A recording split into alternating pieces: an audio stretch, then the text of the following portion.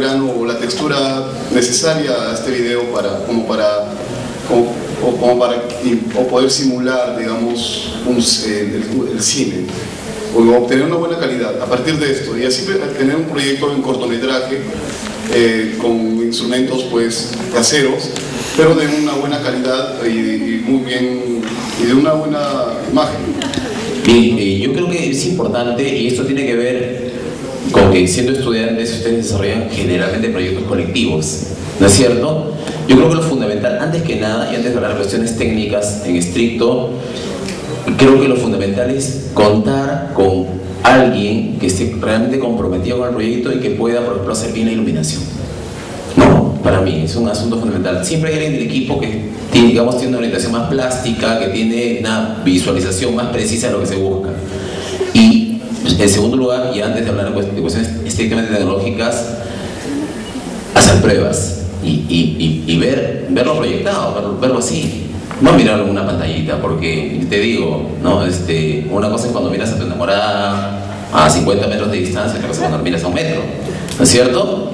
A 1 metro te das cuenta de las características que realmente tiene en términos físicos, me estoy hablando, no en términos espirituales. Entonces, esto es importante entender, es decir, hacer pruebas.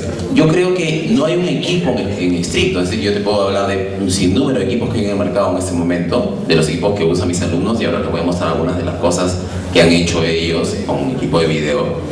Vamos a verlas proyectadas aquí, a ver qué tal se ven, de repente no se ve muy bien, pero quiero que vean un poco cómo se logran esas cosas.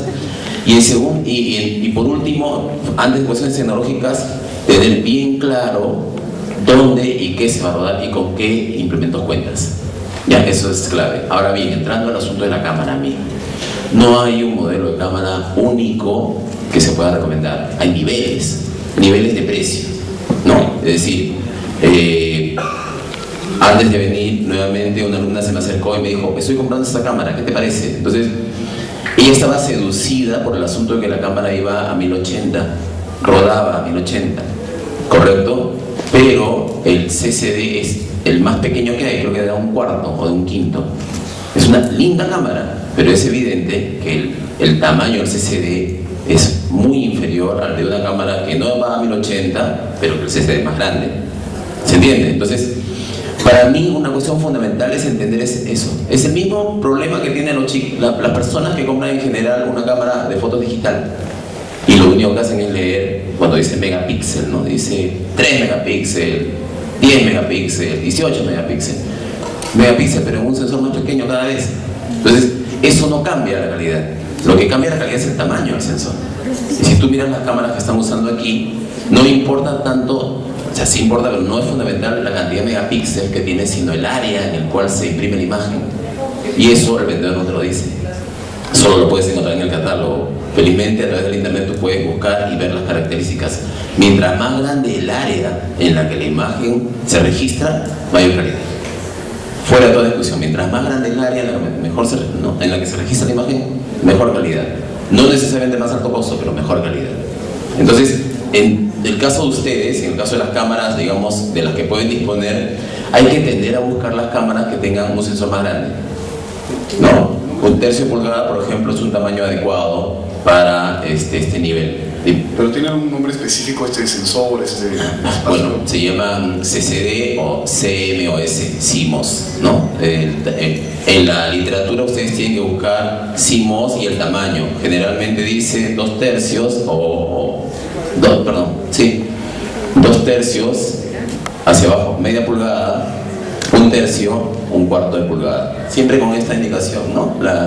Las comillas implican la pulgada, ¿no? El tamaño en pulgadas. Entonces, es muy importante que determinen esto antes que nada. En sus proyectos, voy a usar tal o cual cámara, tiene que tener ese tamaño de CCD, por lo menos como una cuestión básica. Y eso, como les digo, vamos a hablar en algunos trabajos en un momento más.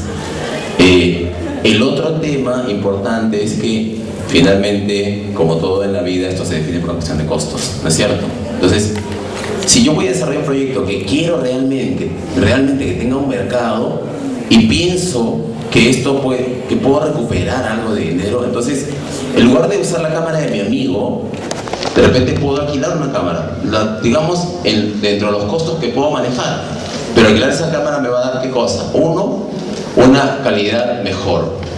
Dos, me va a dar la posibilidad de que generalmente quien alquila es una persona seria, que cuida mucho su equipo y que te pueda inclusive asesorar en el tema.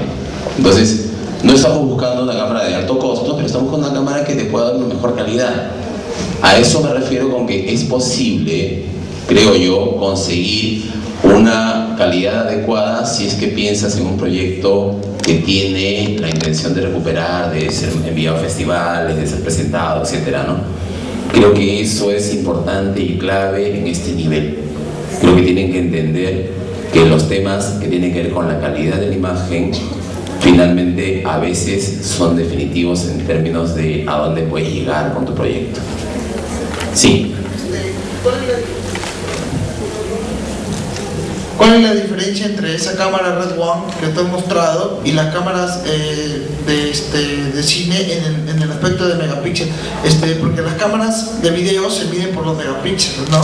Entonces, yo leí una vez en una revista que decía que la cámara digital un día va a ser igual al mismo estilo que la película, ¿no? Porque el megapíxel de la cámara de video digital es cuadrado y el de la película es redondito. Entonces, como es película es grande, redondo, y a un día va a llegar a la igualar. Ya que desierto hay, ¿no? Entonces, o ¿cuándo será el momento que hay que tiempo llegar a igualar? Ya, cuando dices redondo, no hay ningún formato redondo. ¿El qué? Plano, en vez del megapíxel, el píxel es cuadradito, ¿no? Ah, te refería, ok, ya entiendo lo que quieres decir. Entienden lo que has preguntado, ¿no es cierto? Se refiere a la característica del elemento en el cual la imagen se fija dentro del sensor o de la película. Yo no tiene que ver con que si es cuadrado o redondo, creo yo. Ya, hasta donde llega mi información te puedo decir que no tiene que ver con la forma, ¿no?, del elemento sobre el cual la imagen se imprime, sino con la resolución que pueda llegar a tener. Para empezar, las formas en las que la imagen se imprime son distintas. Por lo tanto, no hay una forma en que puedan igualarse, porque la imagen en video, ¿no es cierto?, se sigue contabilizando en líneas de resolución, en líneas de exploración, porque cualquier proceso electrónico en video es barrido en una imagen. Puede ser barrido de esta forma, que se llama entrelazado, y es como la televisión que vemos nosotros, o puede ser barrido por cuadro completo, que se llama progresivo. ¿Correcto? De ahí viene la P de aquí. Esta P significa progresivo, significa que el cuadro se explorado completo. En la televisión tradicional, la televisión analógica si quieres, el barrido de la pantalla se hace de esta forma, por eso se llama entrelazado. Tiene menor calidad por esa razón, y ese es un problema generado de cuando se inventó la televisión en color, sobre todo.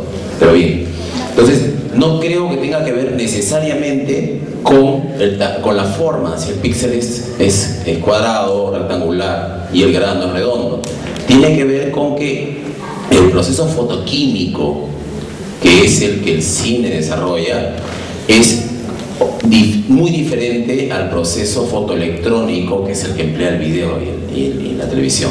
Entonces, sí es posible que se desarrollen sensores que igualen a la calidad, en términos de calidad, de fidelidad, al cine. Probablemente, de eso se espera dentro de algunos años. Pero su forma digamos, en términos de calidad, esto es digital, es decir, electrónico, y esto es fílmico.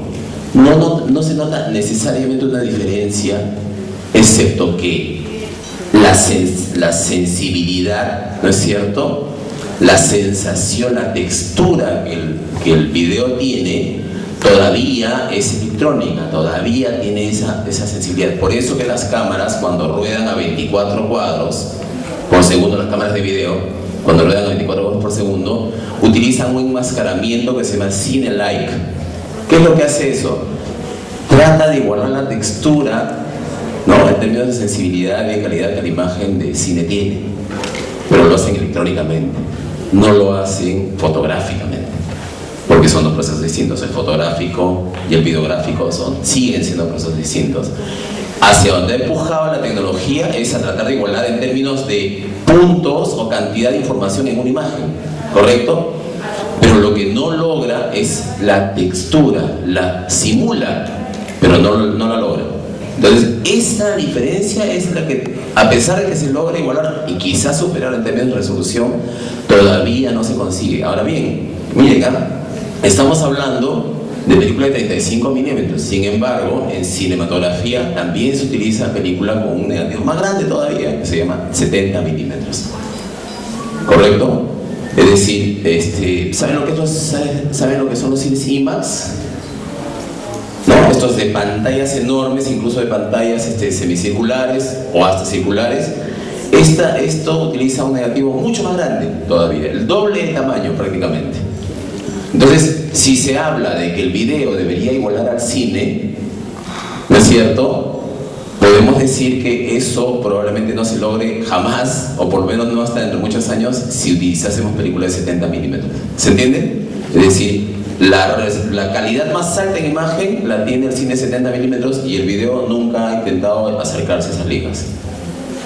Es decir, si algún día se abaratan los costos y se logra una película de 120 milímetros para cine, tampoco el video podrá alcanzar y tendrá 100 años más para perseguir esa quimera. ¿Se entiende? Entonces, lo que estamos haciendo es acercarnos. ¿Por qué?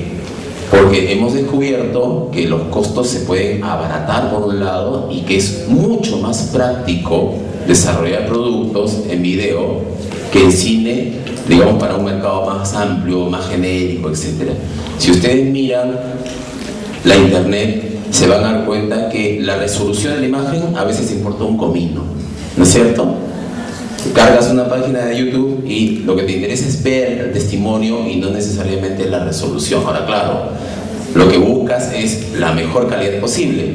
Pero bueno, nos lanzamos a la piscina y ponemos full pantalla en la computadora y lo vemos completamente lleno de ruido, de grano, con problemas de movimiento, etc. Y aún así lo consumimos. ¿Correcto? Entonces, creo que hay que entender que no se trata solamente de acercarse lo más posible, porque de acercarse sí, pues nos estamos acercando, ¿no? Ahí está. Está el testimonio de que sí estamos cerca. De lo que se trata más bien es de entender el medio y ver cómo producir con la mejor calidad posible para ese medio en particular. No, saber distinguir y llegar a la mejor calidad posible en ese medio. Sobre la pregunta de qué cámara, no hay una sola cámara. Yo lo que te diría más bien es: trae tu cámara, llévala donde el que sabe y que te diga qué puedes hacer para mejorar, ¿no?, en lo posible la calidad de tu imagen con ese equipo, con esos recursos.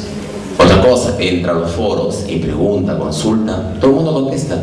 Preguntas, ¿qué quieres saber? Lo que quieres rodar a 1080i, a 1080p, a 24, ¿no?, a 30, vas a usarlo en cine, vas a usarlo en video, vas a convertirlo en un flash para tu YouTube. ¿Qué vas a hacer con eso?